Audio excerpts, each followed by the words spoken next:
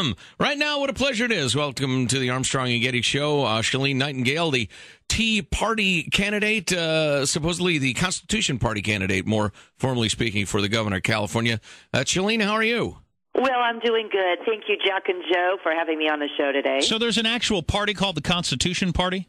Yes, it is. It's actually the third largest party in the country. It was established by Howard Phillips, who was a long time in the Republican Party on a couple of different president administrations, and he started the party back in the early 90s. And then the people that are the go to tea parties have decided they like you, a lot of them. That's well, the deal. It seems to be that way. I know the North Bay Patriots endorsed me, and when I get back to Southern California, I'm meeting with the 912 group, and we've had various Tea Party organizers endorse me. But there's still some in the Tea Party that are afraid to split the vote and aren't endorsing any gubernatorial candidate. Split the vote between, for instance, you and Meg Whitman? Apparently so. Oh, boy. Yes, I know. I know. You should probably know we've been browbeaten now for weeks to get you on by a lot of emails, especially. So obviously you got a fair amount of support. Tell us about you. What do you believe? What could we expect from you as governor? Well, first of all, I'm always for the people. I was an activist, long before I was asked to run for office. I believe that jobs, Prop 23, is crucial to this state. If Prop 23 fails, we're going to need a governor who will be strong against AB 32. Yeah, that Prop 23, for folks not following it, rolls back the cap and trade idiocy. Yes. Yeah, yes. I'm not a political consultant, and Lord knows I wouldn't tell you what to do. But when politicians start throwing around prop numbers, most people out there have no idea what you're talking about. Yeah, So. You're absolutely right, Jack and Joe. Unfortunately, I wish more people knew about Prop 23. It's crucial to the state. It would suspend AB 32, and AB 32, of course, is the Global Warming Solutions Act that Arnold signed into law, and it has to do with greenhouse gas emissions. But basically what AB 32 will really do is decimate further economic conditions and jobs in our state. In fact, 1.1 million jobs is what the experts are claiming will be lost if AB 32 goes into effect. And so what Prop 23 will do is suspend AB 32 until our unemployment rate goes from 12.5% down to 5.5% for an entire year. What else are you hot to trot about? What are your big issues? What's really whipping them up there on the stump? Well, besides the jobs, illegal immigration. I was a staunch advocate against amnesty and lobbied in D.C. and Sacramento many times, and I'm for putting our California state military on the border and ending public benefits to illegal aliens, which means, of course, we have to bring back Prop 187 and challenge that once again. And water. The water issue in the state of California is, I was saying yesterday to a group that was giving me a tour on the Delta that, frankly, water is the new oil, and it's quite the monopoly. And so those are the three issues I basically talk about in addition to education.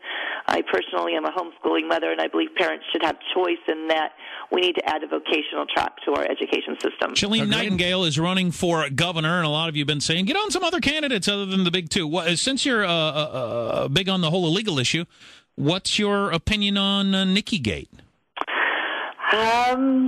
I will tread lightly here, but I find it very interesting, and I have said either one person is lying or perhaps if they don't know what's going on in their own home, what are they going to know what's going on in the state?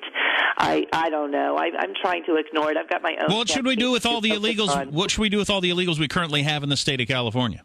I believe that if you stop the magnet, which is the benefits, that they will self-deport. I encourage employers to utilize E-Verify if they should choose. It has a very high success rate, 97% success rate, and honestly, if we put the California state military on the border, I believe it will deter the more coming into our state. Obviously, do you like that Arizona law?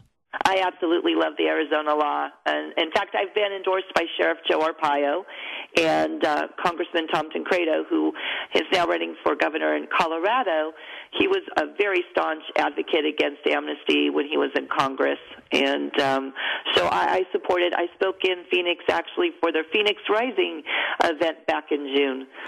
Shalene Nightingale is the Constitution Party candidate for governor. The Union's own Sacramento. You can talk all the pretty talk you want, young lady, but you're going to get there and their goons are going to beat you down, rhetorically speaking, of course. How are you going to deal with that?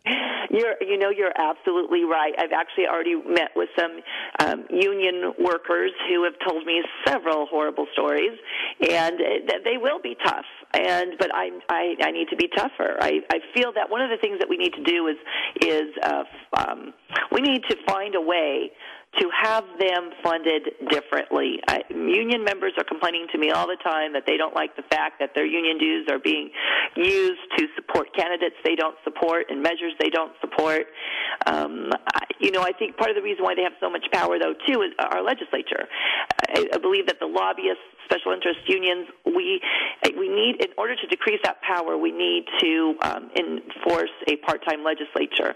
I mean, it's not the end-all, be-all. It's not the only solution, but I think that definitely fighting the unions will be one of my biggest challenges. But hey, we're almost out of time, okay. Shalene. Can you believe that we had a Spanish-speaking only debate on Saturday?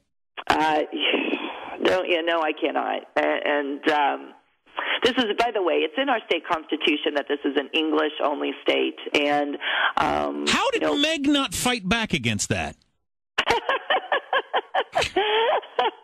Oh, God. You know what? You'll need to ask Meg, but come on now.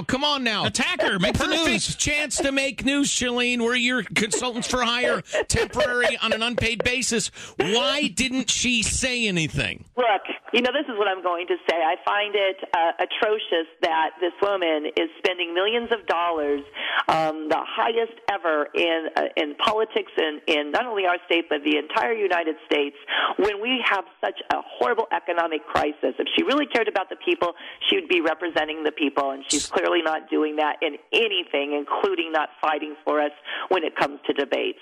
And, I will say this about the top two.